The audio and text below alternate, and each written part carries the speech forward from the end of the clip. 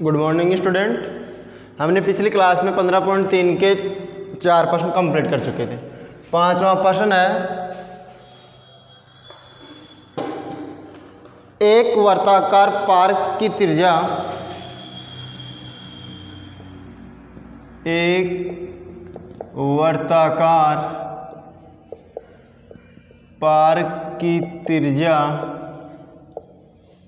एक वर्ताकार पार्क की त्रिज्या 3.5 मीटर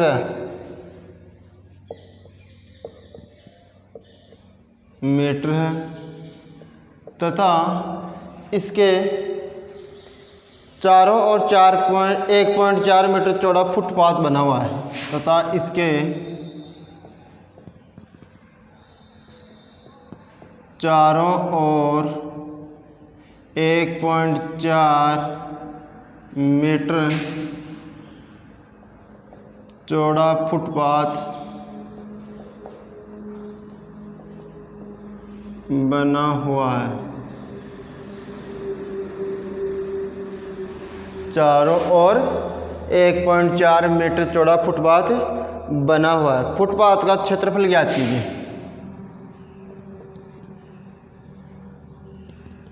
फुटपाथ का क्षेत्रफल ज्ञात कीजिए।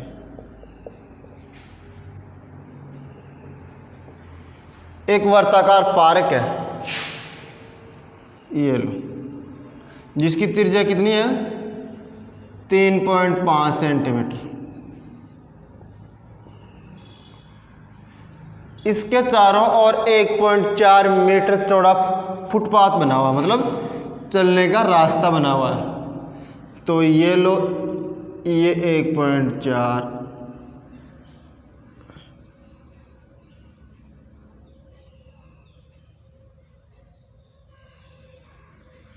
ये क्या बन गया, इसके चारों तरफ 1.4 मीटर चौड़ा फुटपाथ बन गया।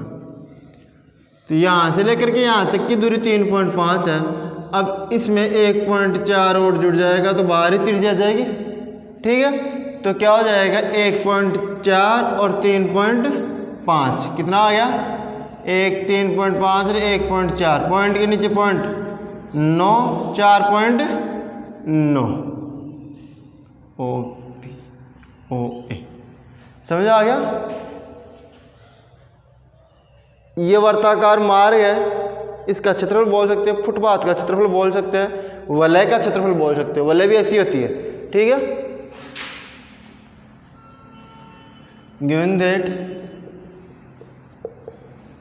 क्या दिया गया आपको, वर्ताकार पार्क की त्रिज्या R1 बराबर 3.5 मीटर।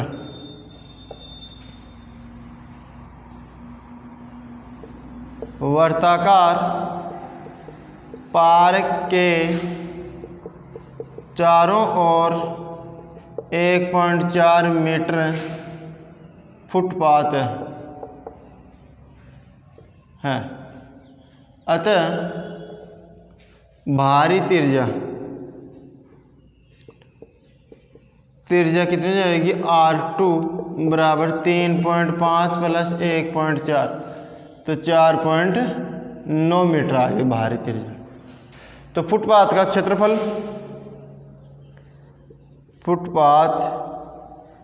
क्षेत्रफल, बराबर पाई R2 का स्क्वायर माइनस R1 का स्क्वायर। ये सूत्र लिखा था, R2 बाहरी त्रिज्या है, R1 क्या है, आंतरिक त्रिज्या। R2 अगर आप बाहरी त्रिज्या को R1 मानते हैं तो R1 का स्क्वायर माइनस R2 का, मतलब बड़ी वाली त्रिज्या का स्क्वायर माइनस छोटी वाली त्रिज्या का स्क्वायर, ठीक है। अब इस सूत्र को आप थोड़ा सा और हल कर सकते हैं। कैसे कि जो आपने बीजगणितीय सर्वसमीकरण है, a प्लस बी का स्क्वायर, a माइनस बी का square, a square minus B square, तो a square minus B square के वाले सूत्र से इसको और भी खोल सकते हैं। तो पाई R2 प्लस R1 और R2 minus R1, a plus B, a minus B हो गया ना, पाई का मान 22/7 R2 का मान है 4.9 प्लस 3.5 और 4.9 माइनस 3.5, तो 22/7, ये कितना आ गया 9 और 5 14, फिर 0.4371 8 इंटू 1.4, 1.4 बचेगा। अब पॉइंट से तो पॉइंट हटा दिया दोनों का, हट गया पॉइंट, 7 एकम 7 7 2 है 14, ठीक है। अब बाई दोनों 44 गुणा 84/100,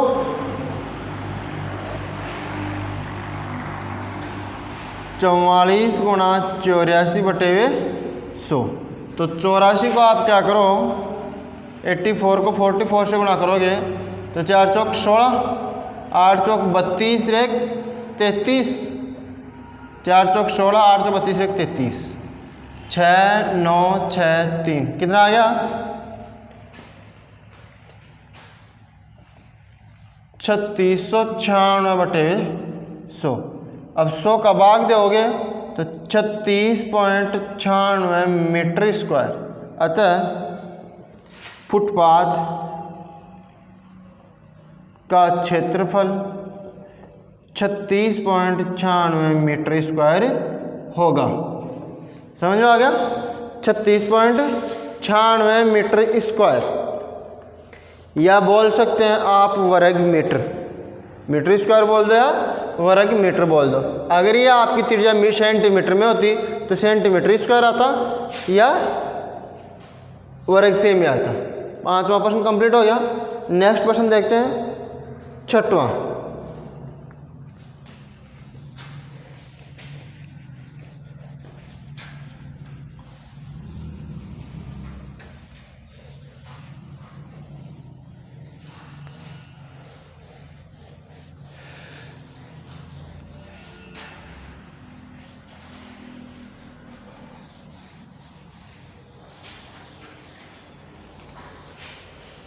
छठवां प्रश्न है, त्रिज्या 8 सेंटीमीटर वाले एक वर्त के अंदर, क्वेश्चन नंबर है 6,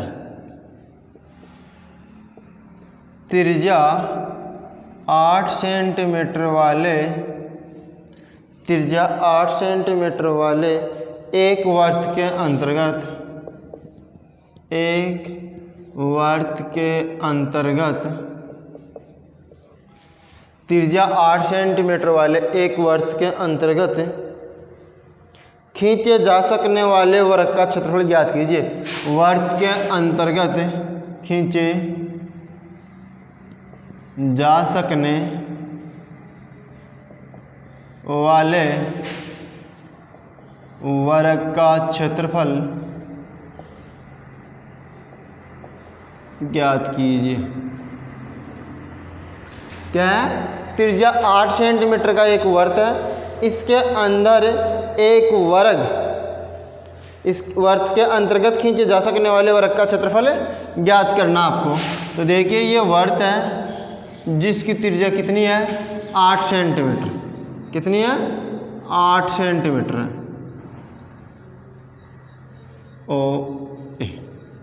और इसके अंदर क्या खींचना आपको, वर्ग बनाना है। तो वर्ग बनाओगे तो मैं एक व्यास खींच रहा हूं, ये व्यास हो गया नहीं। जो वर्त के केंद्र से होकर गुजरता है वो क्या होता है, वर्त का व्यास होता है। और जो सबसे बड़ी जीवा की बात करें, जीवा क्या होती है, जो वर्त के 2 बिंदुओं पर, वर्त की परिधि को 2 बिंदुओं पर प्रतिच्छेद करे, वो क्या कहलाती है, वर्त की जीवा कहलाती है। सबसे बड़ी जीवा वर्त का व्यास होती है, ठीक है ना। बेसिक चीज़ जाननी चाहिए आपको कि वर्त में सबसे बड़ी जीवा होती है ना, वो क्या होता है, वर्त का व्यास होता है। और जीवा की परिभाषा बता दी, जो वर्त की परिधि को 2 बिंदु पर प्रतिच्छेद करे, ठीक है। अब ये आ गया आपका व्यास। अब वर्ग खींचना आपको,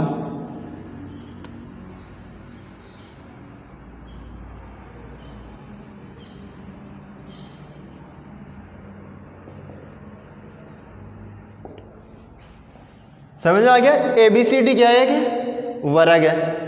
अब वर्ग का क्षेत्रफल ज्ञात करना मतलब आपको इस वर्ग का क्षेत्रफल ज्ञात करना है।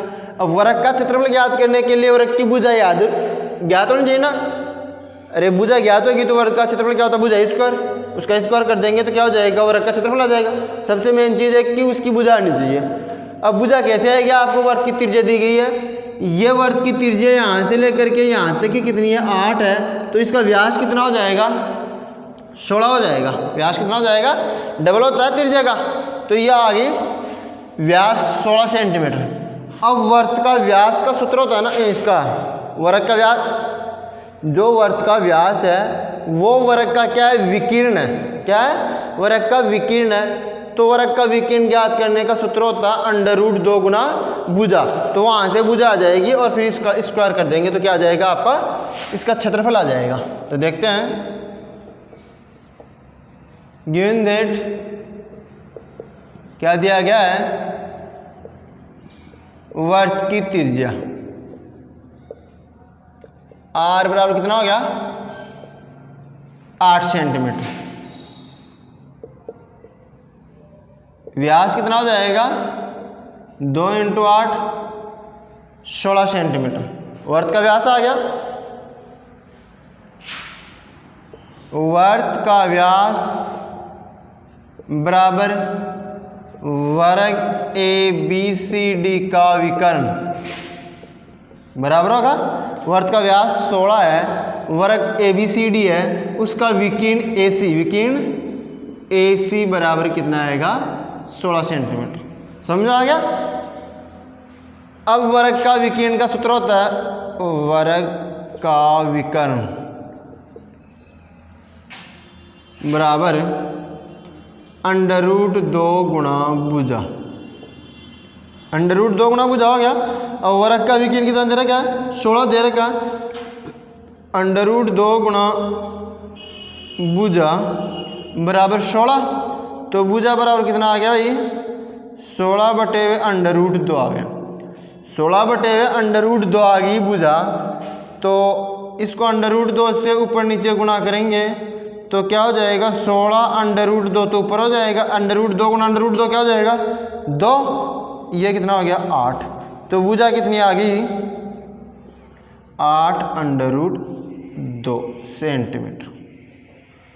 वर्ग की भुजा कितनी आ गई, 8 √2 सेंटीमीटर। अब ज्ञात क्या करना है आपको, वर्ग का क्षेत्रफल ज्ञात करना है। इसकी भुजा आ गई आपकी 8 √2 सेंटीमीटर।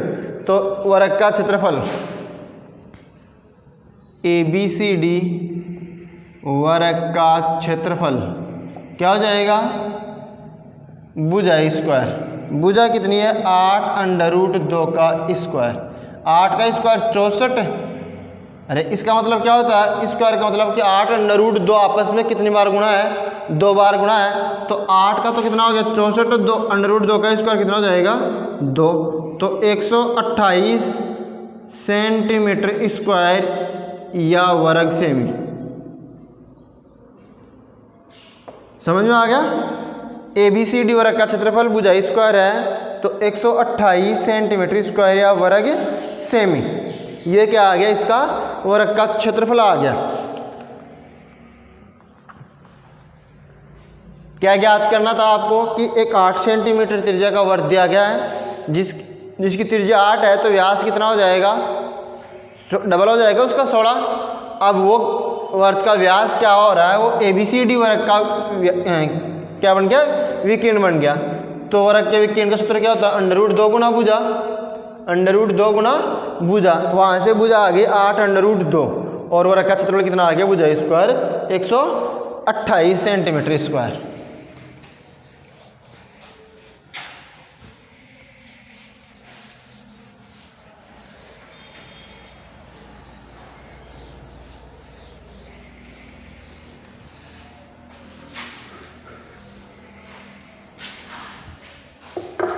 सातवां क्वेश्चन है, दी गई आकृति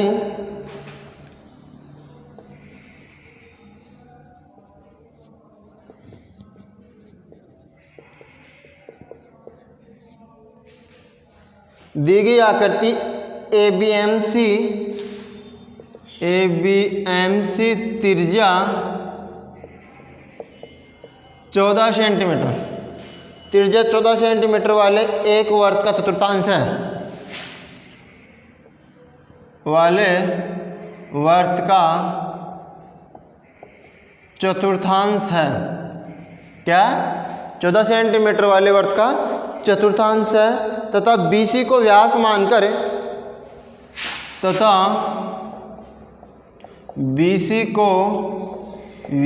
मानकर एक अर्धवर्त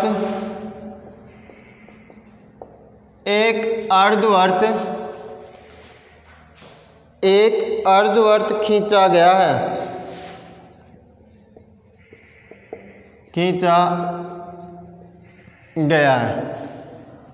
तो छायांकित भाग का क्षेत्रफल ज्ञात कीजिए। तो छायांकित भाग का क्षेत्रफल ज्ञात कीजिए। छायांकित भाग का क्षेत्रफल ज्ञात कीजिए। यह है कि आपको इसमें आकृति दे भी सकता है और आपको खुद को बनानी भी पड़ सकती है अकॉर्डिंग टू प्रश्न। ठीक है ना, प्रश्न के अनुसार आपको तो दी गई आकृति, अभी आकृति नहीं बनाते हैं, उसके अनुसार कि एक त्रिज्या है 14 सेंटीमीटर वाले वर्त का चतुर्थांश है। वर्त का चतुर्थांश बन गया ये कि जब आप वर्त बनाओगे ऐसे और ऐसे आप x अक्ष और y अक्ष करोगे तो 1 2 3 4 चतुर्थांश बन गए, उनमें से एक चतुर्थांश यह है। समझ में आ गए? अब ये तो क्या होगा? केंद्र होगा। ये इसके अकॉर्डिंग दे देते हैं नाम ABC। ABC। अब BC को मैं सीधी मिला रहा हूं, मिला दिया, BC को सीधी मिला दिया और M और N, ये M हो गया, BC को मिला दिया चतुर्थांश। तब BC को व्यास मानकर, BC होगी, अब इसको क्या मानेंगे आप? व्यास मानेंगे और व्यास मानकर एक अर्धवर्त खींचेंगे। अर्धवर्त मतलब आप प्रकार की नोक यहाँ रखोगे बीच में। समकोण त्रिभुज में कर्ण का मध्य बिंदु, समकोण त्रिभुज में कर्ण का मध्य बिंदु तीनों शीर्षों से बराबर दूरी पर होता है। तो आपकी ये दूरी और ये दूरी बराबर होगी, मतलब इसका त्रिज्या आ गई है। व्यास पूरा BC है, इसका आधा क्या हो जाएगा? त्रिज्या हो जाएगी। अब यहाँ प्रकार के नोक रख करके ऐसे घुमाओगे तो अर्धवर्त बनेगा। चारों तरफ घुमाओगे तो क्या बन जाएगा? वर्त बन जाएगा। और इस साइड में घुमाना आपको तो ये इस टाइप की आकृति बनेगी, ऐसे अर्धवर्त। समझ में आ गया? तो आपको छायांकित भाग का क्षेत्रफल ज्ञात करना है। इस चीज का क्षेत्रफल आपको ज्ञात करना है।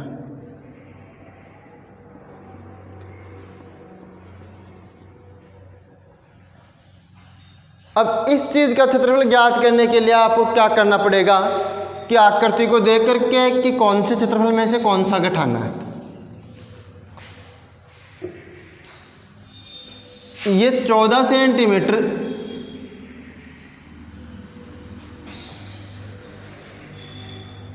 ये तो कितना आ गई?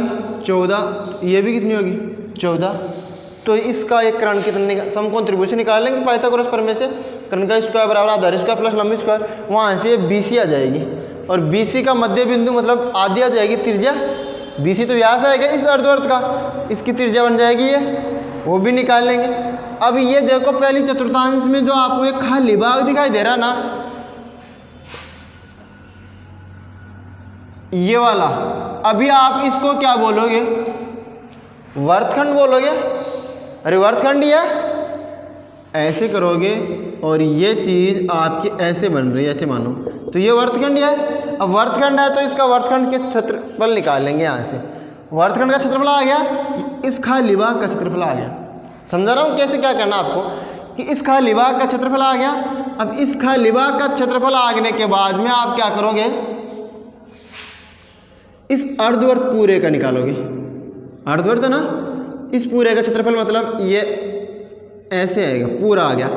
अर्धवर्त का क्षेत्रफल में ये भाग भी काउंट हो गया और ये भाग भी काउंट हो गया। इस रेखा के ऊपर का पूरा अर्धवर्त बन रहा है ऐसे, तो ये पूरा क्षेत्रफल आ गया।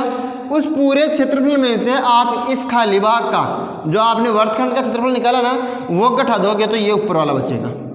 समझ आ गया? जो पूरे अर्धवर्त के क्षेत्रफल में से ये खाली भाग घटा दोगे तो छायांकित भाग का क्षेत्रफल प्राप्त हो जाएगा आपको। तो देखते हैं।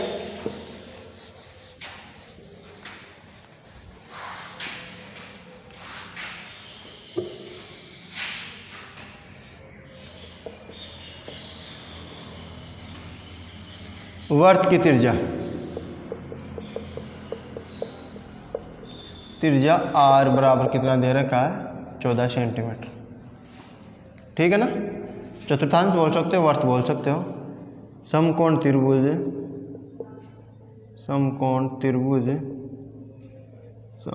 त्रिभुज ए बी सी में पाइथागोरस फॉर्मूला लगाएंगे, गोरस फॉर्मूला। तो क्या हो जाएगा बी सी स्क्वायर बराबर A B square plus A C square. A B कितना है 14 का स्क्वायर प्लस दूसरी भी कितनी है 14 का स्क्वायर। तो 196 और 196 कितना हो गया 400 में से 800 कम हो गया, 8 कम हो गए, 400 में से 8 कम हो गए तो कितना आ गया 392। बी सी स्क्वायर बराबर 392 है तो बी सी बराबर आ जाएगा 14√2। 14 को 14 से गुणा करोगे तो 196 आ गया, 196 को 2 से गुणा करोगे तो 392 आ जाएगा, 14√2 आ जाएगी बी सी। ये पूरी बी सी क्या आ गई 14√2। अब ये बी सी क्या है एक अर्धवर्त का व्यास है। अर्धवर्त का व्यास बी सी, अर्धवर्त का व्यास बी सी बराबर है 14√2। बी सी बराबर कितना आ जाएगा 14√2 आ गया। तो अर्धवर्त की त्रिज्या कितनी आ जाएगी भाई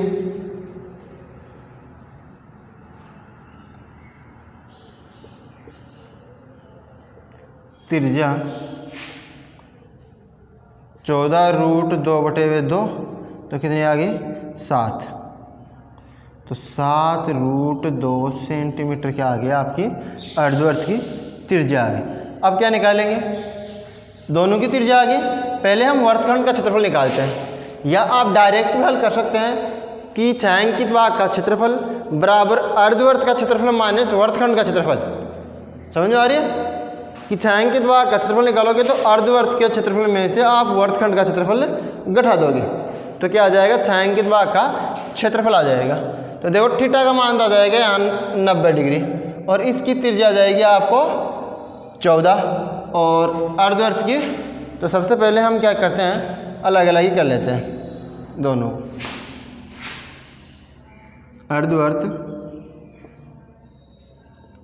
अर्धवर्त का क्षेत्रफल पूरे वर्त का पाई आर स्क्वायर होता है तो आधे वर्त का क्या हो जाएगा 2 का भाग लग जाएगा।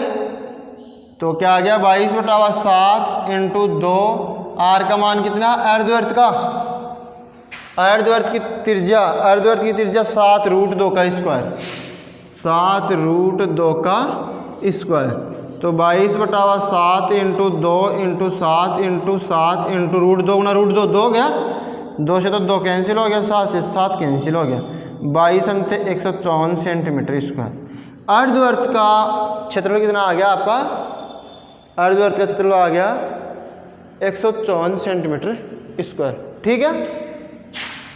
देखो एक दूसरा तरीका और है इसका, जरूरी नहीं है आपके दिमाग में यही है, पहले ये देख लो। अर्धवर्त का क्षेत्रफल 154। अब क्या निकालेंगे वर्तखंड का क्षेत्रफल निकालेंगे।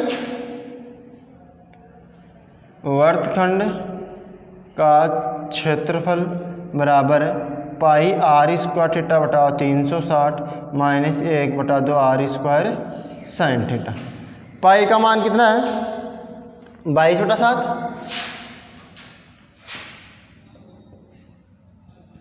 वर्तखंड का क्षेत्रफल बराबर पाई का मान 22/7 आर कितनी है वर्तखंड की 14, यही तो है पाई आर स्क्वायर, मतलब 14 into 14 pi R square. Theta का मान कितना होगा 90/360 माइनस 1/2 आर स्क्वायर 14 का स्क्वायर साइन 90 का मान कितना हो जाएगा 1 लिख दूँ। साइन 90 का मान कितना होता है 1। तो देखिए 0 से 0 9 एकम 9 9 चौक 36 7 एकम 7 7 2 14 2 एकम 2 2 2 4 और 2 एकम 2 11 दोनों 22। तो कितना आ गया 11 गुणा 14 माइनस ये कितना आ जाएगा 1/2 इंटू 14 इंटू 14। तो ये कितना आ गया 7। तो ये 154 आ गया। ये भी क्या आ गया 154 माइनस 7 चौक 28 2 7 9 98 आ गया। तो 54 और 2 100 में से 2 कम है ना, तो 54 और 2 56 सेंटीमीटर स्क्वायर। वर्तखंड का क्षेत्रफल कितना आ गया 56 सेंटीमीटर स्क्वायर आ गया। अब आपको इस वर्तखंड का आ गया, इस पूरे अर्धवर्त का आ गया। इस पूरे अर्धवर्त के क्षेत्रफल में से आप इस वर्तखंड का क्षेत्रफल घटा दोगे तो छायांकित भाग का क्षेत्रफल प्राप्त हो जाएगा। तो देखिए छायांकित भाग का क्षेत्रफल बराबर अर्धवर्त का क्षेत्रफल माइनस वर्तखंड का क्षेत्रफल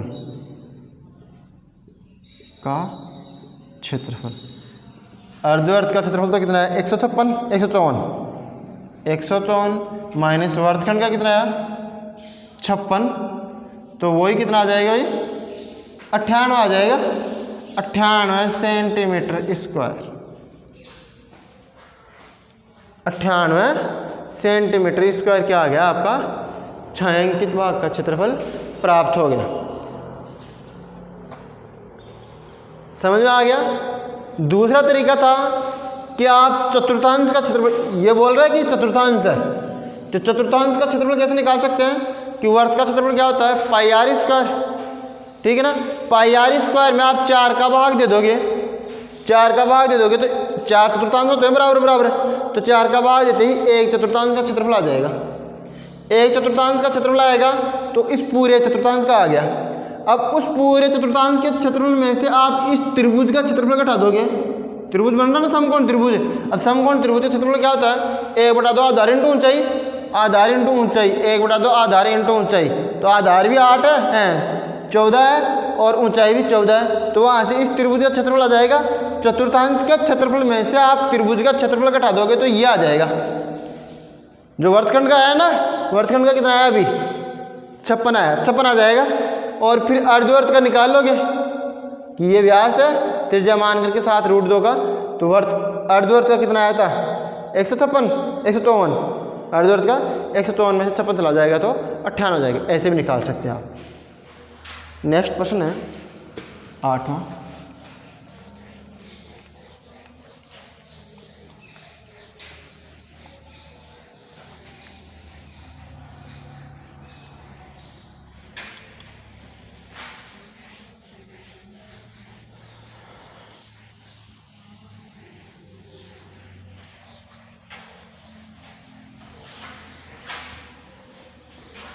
आठवां प्रश्न है दी गई आकृति में ए बी का व्यास ए बी व्यास है। दी गई आकृति में क्वेश्चन नंबर 8 है। दी गई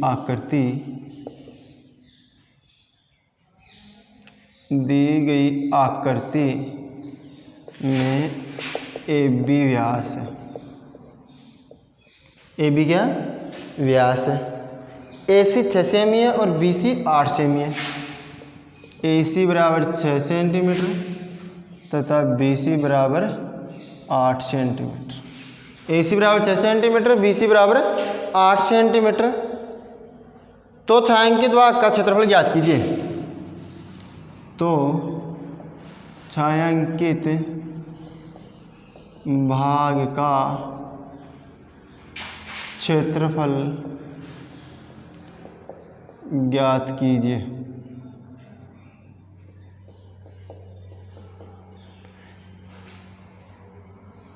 ये वर्त है, ए बी व्यास है, ये व्यास हो गया।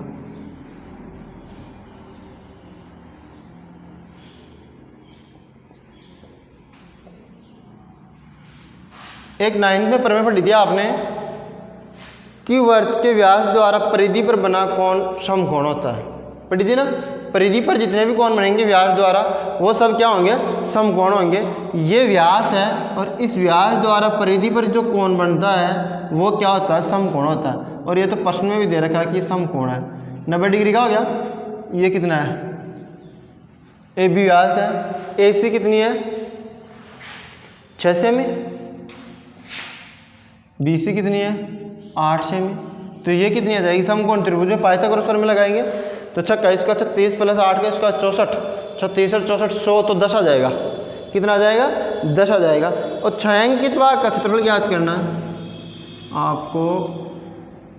एक तो ये भाग ज्ञात करना है, एक ये भाग ज्ञात करना है और एक ये भाग ज्ञात करना है। समझ में आ गई।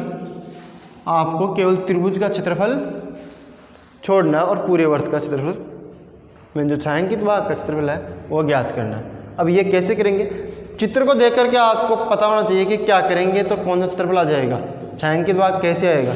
तो आप इस वर्त का क्षेत्रफल निकालोगे।